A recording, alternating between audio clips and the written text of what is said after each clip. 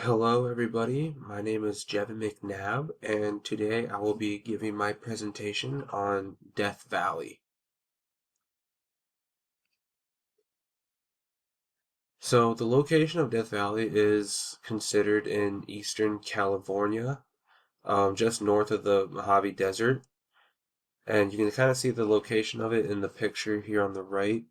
So, eastern side of California, and just a small piece of it goes into Nevada, but most of it does stay directly in California. It borders the Great Basin Desert, and the area itself is equivalent to about 3,000 square miles. Obviously, that can vary, but it is right around about that 3,000 square mile mark. The formation of it sits at about 242 feet below sea level. It is a sorry, very rugged terrain and topography. It's obviously a desert, so the sands and just dry area terrain just makes it for very rugged. Ancient seas. There used to be water way back many years ago that flowed through Death Valley. So there are some old formations of ancient seas, but obviously to this day it's very dry. They do have warped mountains in certain areas and traveling volcanoes. They are, like I said, very dry and not very well known, but there are mountains and volcanoes in the area. The climate and weather is very dry climate. It is a desert, and they do not get much rainfall there, so it causes the weather there to be very dry and hot. The weather is always fluctuating from hot to cold. From noon to nightfall, there's a very high difference in the temperature. It gets very hot when the sun is out and very cold when the sun is gone. The record temperatures and longest summers are recorded there. Um, if you look to the right, I do have a table there. I had to shrink it down a little bit just so the numbers would all fit in the columns and rows, but it has your average high, low, high, record low, and your average precipitation. So you can see in that average precipitation row that it is a very small amount, especially in the summertime, starting from May, then leading into August, September, with June only having 0.03 inches average of precipitation. And then once it goes into your more wintry months, your January, February, your Novembers and Decembers, you can see that the temperature itself does cool down quite a bit. But in those record summer years, that you're going to have quite a bit of heat and not a lot of precipitation.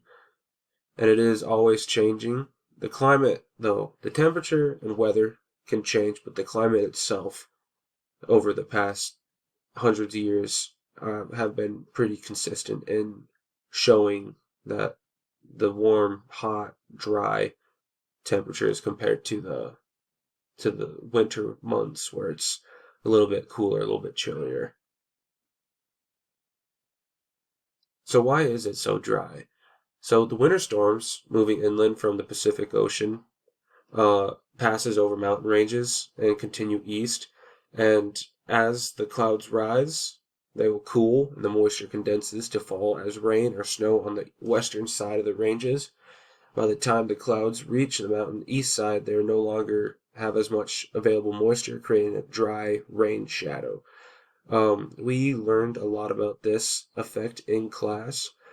Just the fact that when the clouds rise up on one side of the mountain, your dew point will rise, and once that dew point hits that 100%, then there is going to have precipitation. There will be rain, which cools down the um the mountains, but once they pass over those, the rain itself, there's no more available moisture in the air to um, create or keep going with the clouds. So by the time it gets to the desert, it's there's not a lot of available moisture for the desert to get. How does the temperature vary? The hottest air temperature ever recorded in Death Valley was 134 degrees on July 10th, 1913. And during the heat wave that peaked with that record, 5 consecutive days reached 129 degrees or above.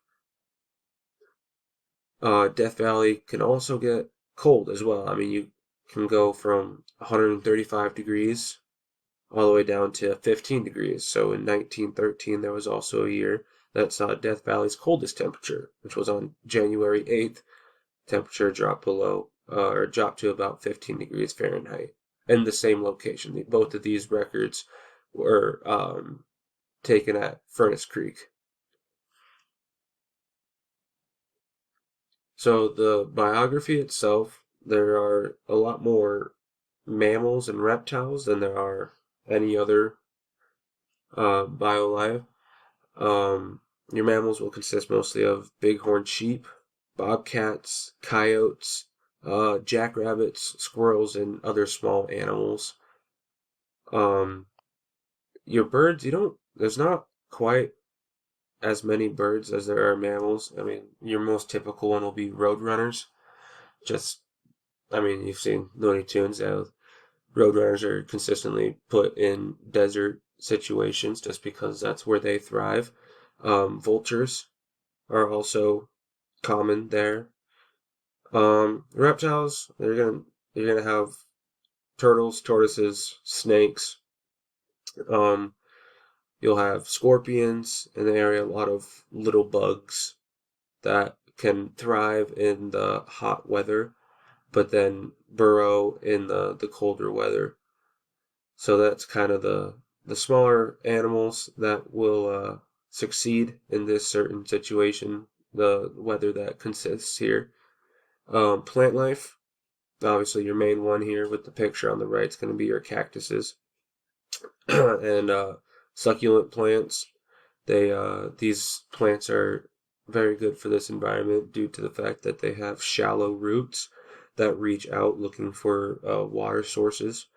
And cactuses also have a waxy, um, can't really call them leaf technically, but the wax on their branches will keep in water, keep in moisture, so they will be able to survive without water for a longer period of time due to that waxy cover. And then you'll have your Eureka Valley evening primrose and your Eureka dune grass, a lot of grasses and shrubs. Tourist attractions, you have your salt flats in the Badwater Basin, just because seawater used to be in the area, and when all that water evaporated, dissipated, kind of left, there's that all that salt that was left over, so that created the salt flats. You have your sand dunes, a lot of hiking. You have Zabriskie Point, which is a hike in the area. You have Devil's Golf Course, which would be kind of an interesting golf course to go visit and play on, and then Dante's View as well. And finally, some interesting facts. Death Valley got its name from a bunch of lost gold miners. They were on their way to San Francisco to mine for gold and got stuck in Death Valley, and that's how it got its name. It's first inhabited by a group of Native Americans. It has its own castle, and Death Valley itself is at least 1.7 billion years old. And these are my sources for Death Valley. Thank you very much for listening to my presentation about Death Valley, and I hope you learned something.